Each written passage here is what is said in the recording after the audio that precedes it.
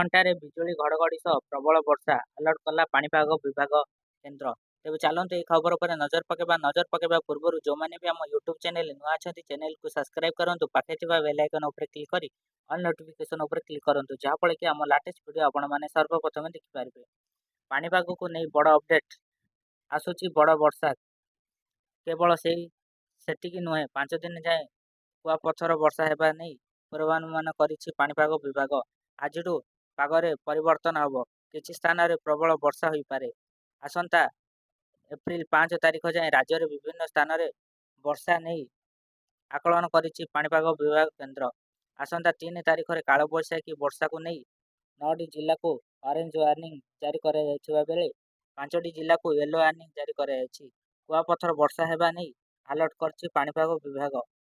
Orange alert ଜାରି କରାଯାଇଥିବା 9 ଜିଲ୍ଲା ହେଉଛି ସୁନ୍ଦରଗଡ଼, ଝାରସୁଗୁଡ଼ା, ସମ୍ବଲପୁର, ବୌଦ୍ଧ, କନ୍ଧମାଳ, କଳାହାଣ୍ଡି, ରାୟଗଡ଼ା, ନବରଙ୍ଗପୁର ଓ କୋରାପୁଟ। ସେହିଭଳି ୟେଲୋ ୱାର୍ଣ୍ଣିଂ ଜାରି କରାଯାଇଥିବା 5 ଜିଲ୍ଲା ହେଉଛି ବରଗଡ଼, ସୋନପୁର, ବଲାଙ୍ଗୀର, ନୂଆପଡ଼ା ଓ ମାଲକାନଗିରି। ସେହିଭଳି ଏପ୍ରିଲ 5 ଓ 7 ଯାଏଁ ଉପକୂଳବର୍ତ୍ତୀ ଜିଲ୍ଲା ଗୁଡ଼ିକରେ ପ୍ରବଳ ବର୍ଷା ହେବା ସମ୍ଭାବନା ରହିଛି।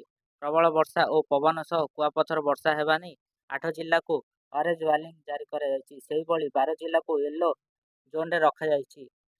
ଅରେଞ୍ଜ ୱାର୍ଣ୍ଣିଂ ଜାରି କରାଯାଇଥିବା 8 ଜିଲ୍ଲା ହେଉଛି ମାଲକାନଗିରି, କୋରାପୁଟ, ରାୟଗଡ଼ା, ଅନୁଗୁଳ, କେଉଁଝର, ମୟୂରଭଞ୍ଜ, ଭଦ୍ରକ ଓ ବାଲେଶ୍ୱର।